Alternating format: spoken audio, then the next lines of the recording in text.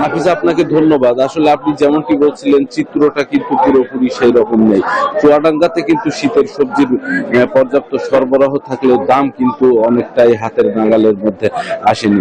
সাধারণত বিক্রেতারা যেটি বলছেন যে চুয়াডাঙ্গাতে কিন্তু শীতকালীন সবজির উৎপাদন ব্যাপক আকারে হলেও বর্তমানে বাজারে কিন্তু সরবরাহ কিছুটা কমে গিয়েছে, যে কারণে কিন্তু শীতকালীন সবজির দাম গত এক সপ্তাহের তুলনায় অনেকটাই বেড়ে গিয়েছে। আমি বাজারে ব্যবসায়ীদের সাথে, খুচরা বিক্রেতাদের সাথে কথা বলে যেটি জেনেছি, বর্তমানে কিন্তু বেগুন 80 থেকে 100 টাকা কেজি দরে বিক্রি হচ্ছে। ফুলকপি, বাঁধাকপি এগুলোও কিন্তু 60 টাকা থেকে 80 টাকার ভিতরে বিক্রি হচ্ছে। যেই মূলাগুলো বাজারে পাওয়া যাচ্ছে, এই শীতকালীন মূলাগুলোর দামও কিন্তু 40 থেকে 50 টাকা কেজি।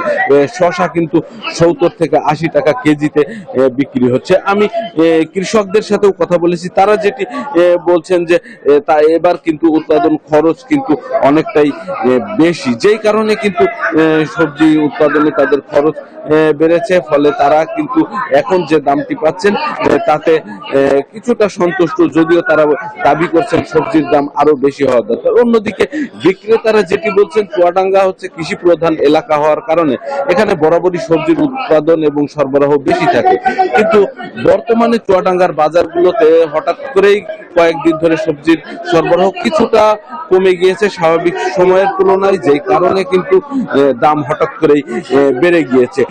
তো আমি চুয়াডাঙ্গা কৃষি বিভাগের সাথে কথা বলেছি। কৃষি বিভাগ যেটি বলছে, চুয়াডাঙ্গাতে কিন্তু এইবার প্রায় 9000 হেক্টর জমিতে শীতকালীন সবজির উৎপাদন হয়েছে, যা এই জেলার জন্য পর্যাপ্ত। আর চুয়াডাঙ্গাতে যে শীতকালীন সবজি উৎপাদন হয় সেগুলো কিন্তু চুয়াডাঙ্গার চাহিদা মিটিয়েও দেশের বড় বড় জেলাতে চলে যায়।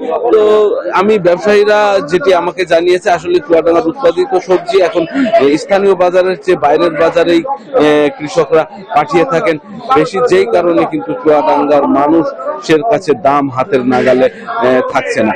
তো এই ছিল চুয়াডাঙ্গা থেকে আমার কাছে শীতকালীন সবজির বাজার দর নিয়ে খবর। আরো খবর জানতে আমরা যাব কুষ্টিয়াতে, সেখানে অপেক্ষা করছেন সহকর্মী মাহতাবউদ্দিন লালন।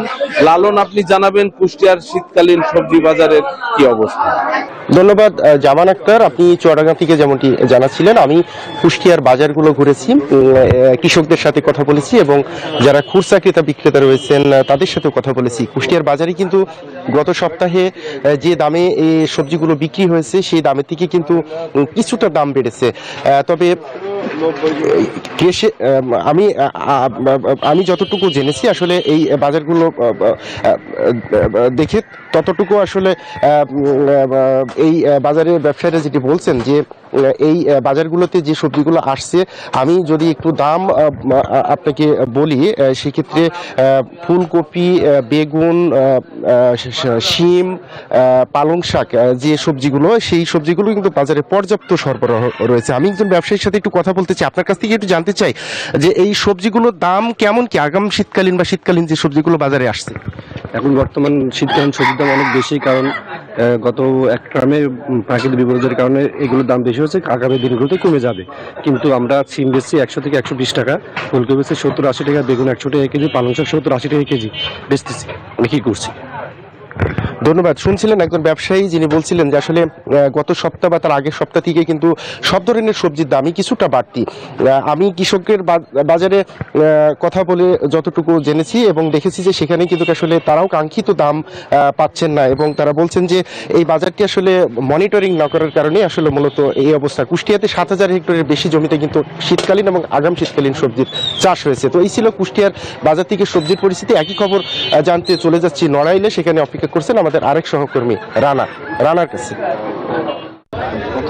ধন্যবাদ। প্রকৃতিতে হেমন্তকালে ব্রাশ করলেও কিন্তু উত্তরের হিমেল হাওয়ার প্রভাবে নড়াইলে কিন্তু শীত জেঁকে বসেছে, আর সেই সঙ্গে যে শীতকালীন সবজি সেটিরও কিন্তু সমারোহ আমরা বাজারে দেখতে পাচ্ছি।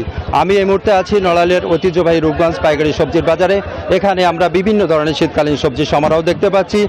ফুলকপি, বাঁধাকপি, সিম, মূলা সহ বিভিন্ন ধরনের সবজি এখানে আমরা সমারোহ দেখতে পাচ্ছি। তবে বছরের অন্যান্য সময় শীতকালীন সবজির বাজার যাই থাকুক না কেন, কিন্তু এই সময়তে সবজির সমারোহ হওয়ার সঙ্গে সঙ্গে কিন্তু বাজার পরিস্থিতি কমেই নামতে থাকে, সবজির বাজার পরিস্থিতি কমেই নামতে, কিন্তু এবার আমরা কিন্তু শীতকালীন সবজির বাজারে ভিন্ন চিত্র কিন্তু আমরা দেখতে পাচ্ছি। এটির কারণ সম্পর্কে আমরা ভিন্ন চিত্র দেখতে পাচ্ছি, যেটি হচ্ছে যে প্রত্যেকটা সবজি কিন্তু প্রকারভেদে 10 থেকে 50 টাকা পর্যন্ত বেড়ে গেছে এক সপ্তাহের ব্যবধানে। তো এই কারণ সম্পর্কে আমি ব্যবসায়ী, ফড়িয়া এবং কৃষকের সঙ্গে কথা বলেছি। তারা যেটা জানিয়েছেন যে আসলে বাজারে সরবরাহ স্বল্পতার কারণে কিন্তু এই বাজারে, এই সবজির বাজারে এই ঊর্ধ্বমুখী প্রবণতা।